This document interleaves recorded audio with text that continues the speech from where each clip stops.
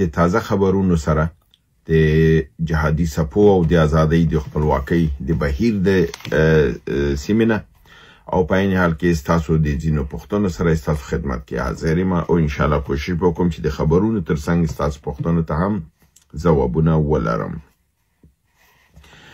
لومړی خبر د پرون ورځې 19 جنوري د بنو ولایت د جهانی خیل ولسوالۍ سیدګي چړای په سیمه کې د لیزر ټوپک په ذریعہ د لیزر او د راکټونو په ذریعہ باندې چې د شپې 10 بجې وي په دغه پوځي دغه باندې حمله وشوله چې د په ترس کې 15 پوځیان وژل شوي دي او ډېر زیات نور ټپیان او زخمیان شوي دي. همدارنګه په 19 جنوري یعنی پرون ورځ شمالي وزیرستان سرخار میرانشاه ټپي سیمه کې د پیرانو نومې په پوځي پوسټه باندې د دراسکوف او د نارنجکو په ذریعہ باندې عملیات تر سره شول چې دغه په نتیجه کې دغه امنیتي کمرې او وسایل ویجاړ کړل شول او مرګ جوړلي راپورونه هم ترلاسه شوي دي. همدارنګه په پرون 19 جنوري و جنوبي یا سویلي وزیرستان کې لدی ولسوالۍ مجاهدینو پر نظامی قطار باندې کله چې د یو پله د سر نه دی په تیریدو حالت کې وو برید پې وکړ چې د دې برید په نتیجه کې دا پوځیان په حساب ټول دغه شول دی اصلا د پله باندې ورته منګزاري کړې وه یعنی پولې پې وجاړ کړی دی ټول دغه شوي دي او مړه او زخمیان شوي دي. کم کاروان چې د دوی د لوجستیکي همکاري لپاره راتله چې دوی ته مرسته راورسي په هغه کاروان باندې هم برید شوی دی او هغه کاروان هم په حساب مرګ ژوبله درلودله. د دغه عملیاتو په ترڅ کې یو مجاهد هم په شهادت رسېدلی دی. همدارنګې نن ورځې خبرونه چې تازه نن را رسېدلي دي 20 جنوري ولایت بنو ولسوالي بکاخیل د سیپاک سړک په اړوند مجاهدینو د سپکو او درنو وسلو په ذریعہ باندې د کمین وهلی و چې د کمین په نتیجه کې یو عسکر وژل شوی دی او زیات نور ټپیان کړلی شوي دي.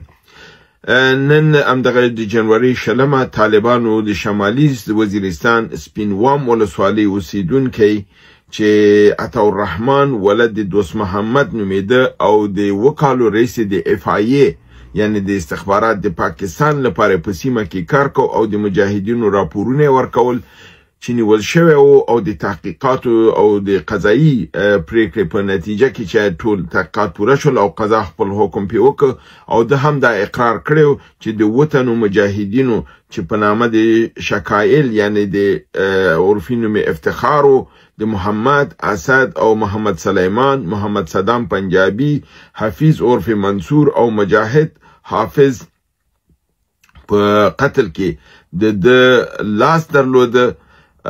نو په دې اساس د محکمې په حکم باندې د په قصاص یا په حکم دغه باندې اعدام باندې محکوم او نن اعدام کړل شو. همدارنګه په 20 جنوري نن مازیګر د قلعه سیف الله ولایت اړوند د بهلول نیکه غرونو په سیمه کې یو پوځي موټر د ماین په ترڅ کې منفجر کړل شو او په پایله کې سپاره 15 تنه د موټر کسان ټول ووژل شول او زخمیان او موټر په خپله کاملا له منځه لاړ. په همدارنګې په 20 جنوري نن ورځ مازیګر د ټانک ولایت جندولي ولسوالۍ د ګریټ په پوستې حمله وشوله یو پوځي ووژل شو او نور زخمیان کړلی شول. دا و د جبهاتو نه د تازه معلوماتو سره چې ستاسو خدمت کې مې در وړاندې کړل.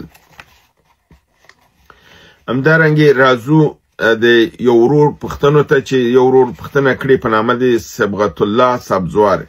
هغه وایي چې آیا د هندوستان نږدې کېدل د افغانستان ته د مجاهدینو د کوزي پښتونخوا او د بلوچستان د مجاهدینو مورال به ډېر اوچت نه کړي او په عین حال کې د پاکستان د زوال وخت باندې را رسېدلی او دا به نور هم نږدې نه کړي او دا وایي چې ما اورېدلی دي چې د کونړ په سیند باندې څو بندونه جوړیږي.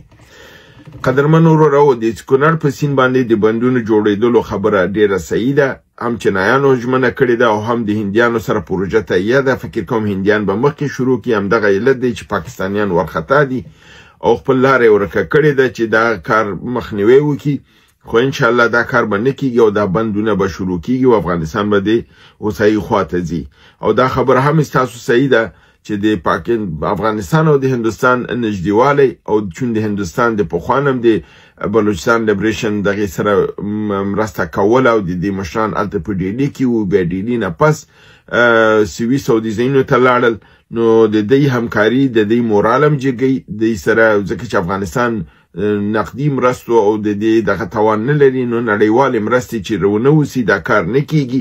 په همدې حال کې د دې مورال قوي کیږي او د پاکستان مورال تضعیفه کیږي او پاکستان د زوال خواته کاملا نږدې کیږي. نو ستاسو هغه لیدلوری بالکل صحیح دی او زه تاسو سره په دې کې هم نظر یم.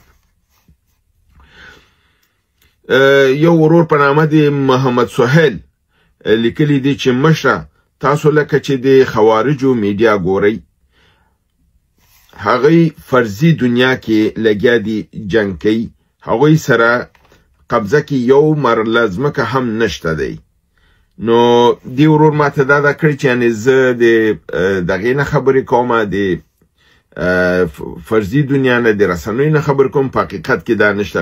ماته دا ښکاري چې سهیل ورور هم د هماغې ډلو نه دی چې د پنجاب لاسپوڅي دي او د دې کورنۍ خپل هغه دین و ایمان او هر څه پښتو ژبه په هیره کړې ده. د پنجاب ته خرڅ شوي خلک دي او دوی دا نه غواړي چې دوی سیمه د پنجاب د غلامۍ نه ووځي او دوی ته دا جګړه لوبه غوندې ښکاري.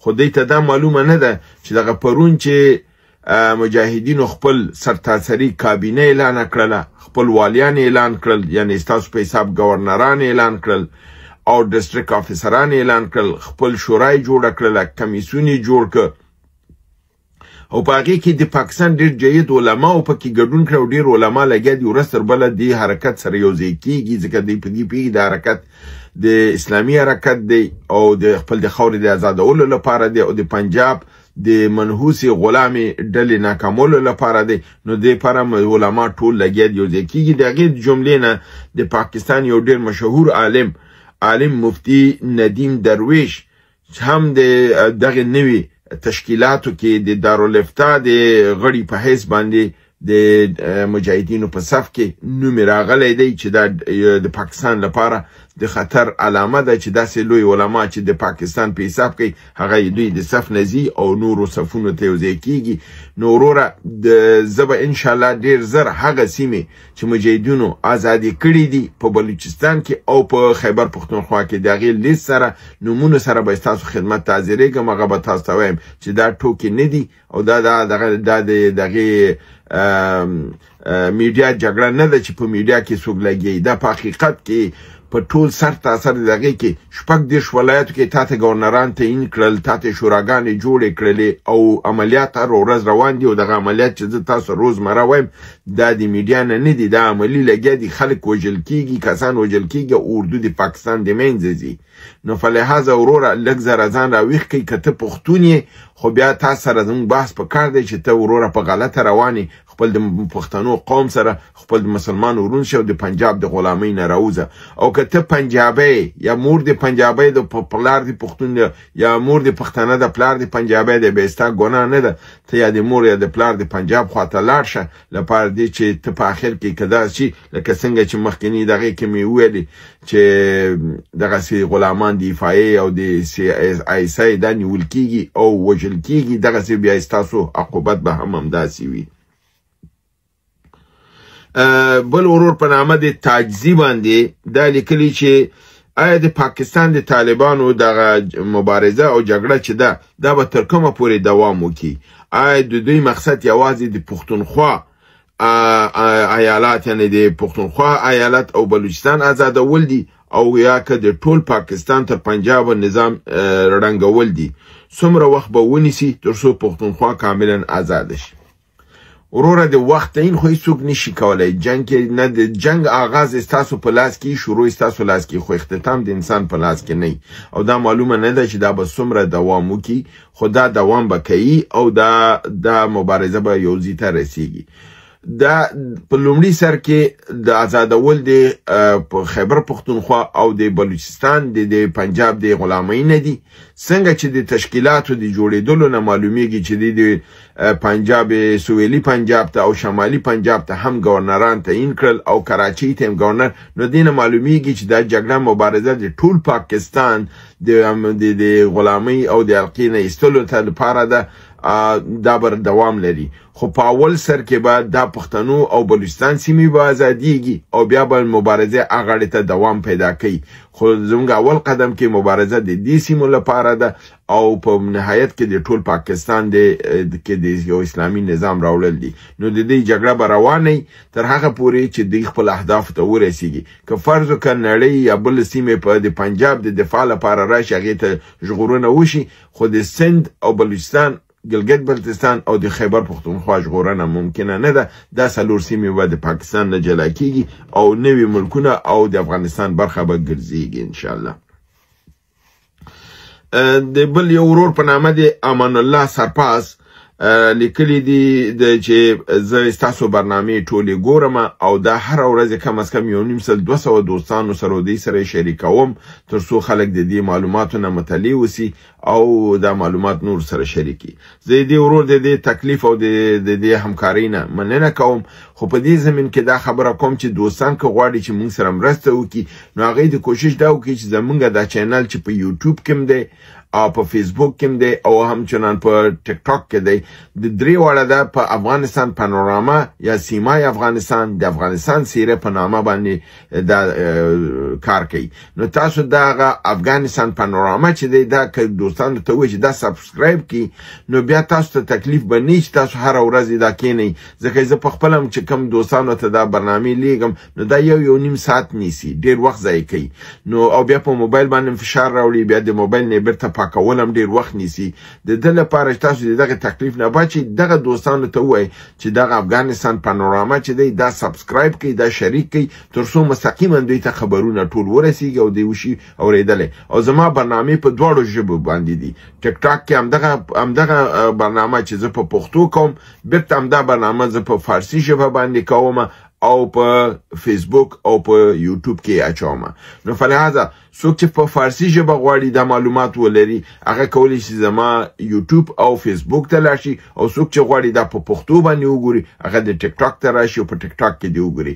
زه دا عین متن عین موضوع په دواړو ژبو باندې، پښتو او فارسي باندې، خپل ګرانو هیوادوالو ته وړاندې کوم، تر څو چې ټول هیوادوال دې نه دغه وسي او د ژبې کوم توپیر وجود نه لري. ځکه موږ ته د ژبې مشکل دغه نشته دی. موږ تاسو مسلمانان او مسلمان هیڅ کله د ژبې په سر باندې هغه اختلاف ودان نه کوي، ځکه چې پیغمبر د خدای خپل په حدیث کې وایي که څوک د ژبې، قوم او د سیمې په سر باندې یو بل سره دښمني کوي، هغه زما له ډلې نه دی. نو الله هم د هغې خلکو نه وساتي.